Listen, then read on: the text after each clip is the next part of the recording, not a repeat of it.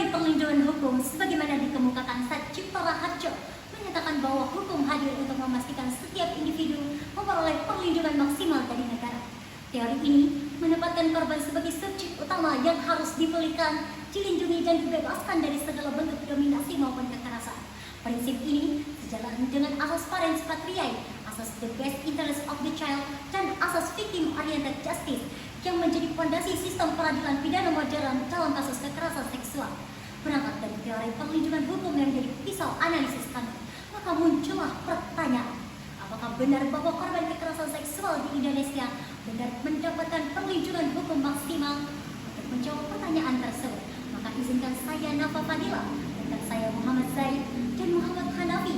Kami adalah perwakilan dari Universitas Muhammadiyah Palangkaraya dalam National Legal Opinion Competition. Selama 10 menit ke depan, kami akan menyajikan legal opinion kami yang berjudul Perlindungan Hukum Kekerasan Seksual dalam kasus AG oleh Mario Dendi melalui penerapan Undang-Undang TPKS tahun 2022. Assalamualaikum warahmatullahi wabarakatuh. Kepada yang terhormat, Dewan Juri serta seluruh pemerhati hukum yang berbahagia, legal opinion kami dilatar belakangi oleh kasus kekerasan seksual pada tahun 2023 yang melibatkan Mario Dendi Satrio terhadap AG yang masih di bawah umur. Penetapan tersangka terhadap Mario dalam perkara AG didasari pada adanya hubungan intim yang berlangsung dalam relasi yang tidak setara, baik dari segi usia, psikologis maupun posisi kuasa sosial ekonomi. Relasi timpang ini membuka ruang terjadinya manipulasi emosional, tekanan psikis, serta eksploitasi seksual yang merupakan unsur utama tindak kekerasan seksual modern. Menurut Undang-Undang Nomor 12 Tahun 2022 tentang tindak pidana kekerasan seksual selanjutnya di tingkat Undang-Undang TPKS. Namun, dalam proses penegakan hukum, aparat memilih untuk hanya menggunakan Undang-Undang Perlindungan Anak yang disingkat UUPA tanpa menerapkan Undang-Undang TPKS sebagai dakwaan tambahan. Padahal, analisis hukum evaluasi HAM menunjukkan bahwa hubungan Mario dan AG telah memenuhi unsur kekerasan seksual non-fisik, relasi kuasa dan eksploitasi seksual sebagaimana diatur dalam Undang-Undang TPKS. Kegagalan menerapkan Undang-Undang TPKS pada kasus profil tinggi ini memunculkan kritik tentang efektivitas implementasi undang-undang tersebut sejak disahkan. Karena itu, absennya Undang-Undang TPKS dalam perkara AG menjadi persoalan serius dalam kontekstual perlindungan korban. Dengan demikian, urgensi untuk mengevaluasi Undang-Undang TPKS tidak diterapkan dalam kasus ini sangat penting, baik sebagai bagian dari upaya perlindungan hukum terhadap korban maupun sebagai pengujian terhadap efektivitas sistem peradilan pidana kita. Perkara ini berawal dari laporan AG yang mengaku mengalami tindakan cabul oleh Mario Dendi dalam relasi yang tidak setara. Namun, laporan dari Kompas, Detik News, dan Antara menunjukkan bahwa AG mengalami tekanan psikologis yang serta manipulasi emosional yang membuatnya tidak berada dalam posisi bebas untuk menolak tindakan seksual yang diarahkan oleh Mario. Meskipun fakta-fakta tersebut menjelaskan adanya kekerasan non-fisik, aparat tetap hanya menggunakan UUPA sebagai dasar tuntutan dalam menggunakan pasal 76D Jo, pasal 82 ayat 1 Undang-Undang Perlindungan Anak. Pasal ini memang dapat menjerat pelaku yang melakukan perbuatan cabul terhadap anak. Namun, memiliki jumlah keterbatasan yakni mengatur relasi kuasa, tidak menjangkau kekerasan seksual non-fisik, tidak membuat ketentuan mengenai manipulasi emosional dan tekanan psikis, dan tidak menyediakan mekanisme pemulihan yang komprehensif bagi korban. Dengan demikian, penggunaan tunggal UPA ini tidak memadai untuk menangani kompleksitas kekerasan seksual yang dialami AG. Oleh karena itu, kami mengkritisi langkah-langkah hukum yang digunakan dalam kasus AG. Pertama, penerapan tanggal UPA bertentangan dengan asas perlindungan maksimal bagi korban sebagaimana diatur dalam pasal 59 UPA dan pasal 28B ayat 2 Undang-Undang Dasar 1945. Kedua, hal tersebut melanggar kewajiban negara menurut CEDAW dan Generation Recommendation nomor 35 mewajibkan penggunaan aturan hukum yang paling protektif. Ketiga, penggunaan UPA mengabaikan unsur relasi kuasa dan kekerasan seksual dan fisik yang justru merupakan inti masalah dalam kasus AG.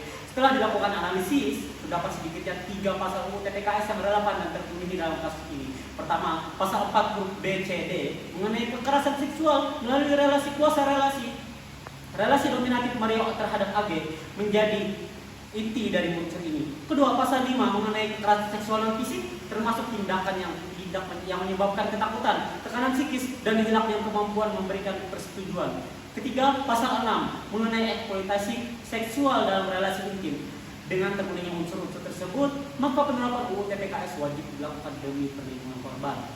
Berdasarkan seluruh uraian hukum dan fakta, dapat disimpulkan bahwa kasus kekerasan seksual terhadap AG secara substantif memenuhi unsur TPKS sebagaimana diatur dalam pasal 4, 5, dan 6 Undang-Undang TPKS tahun 2022, terutama terkait relasi kuasa, tekanan psikis, dan eksploitasi seksual dalam hubungan intim yang tidak setara.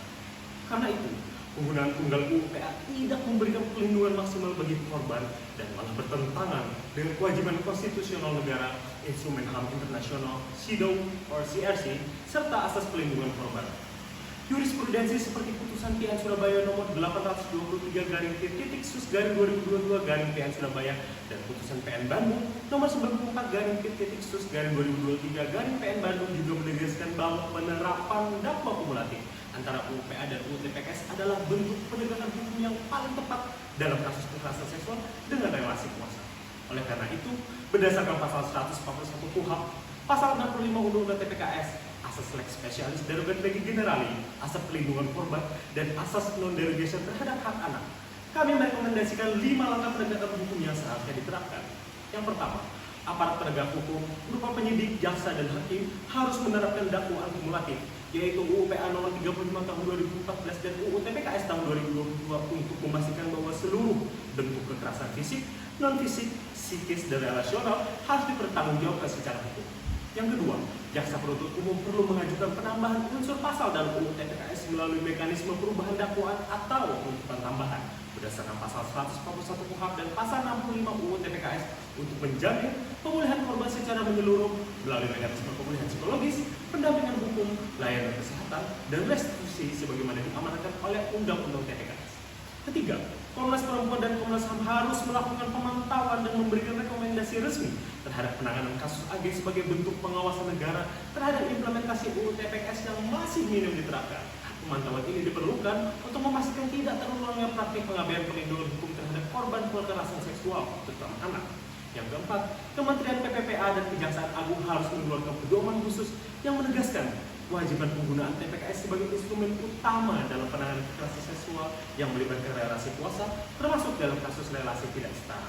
Pedoman ini harus mengikat aparat penegak hukum agar tidak kembali menggunakan pasal yang lebih sederhana tetapi tidak protektif.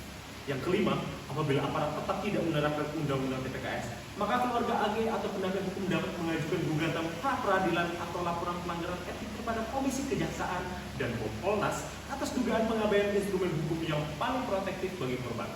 Langkah ini dapat menjadi jalan untuk memastikan bahwa negara tetap berada pada kewajiban perlindungan maksimal sebagaimana diatur dalam konstitusi dan peraturan perundang-undangan.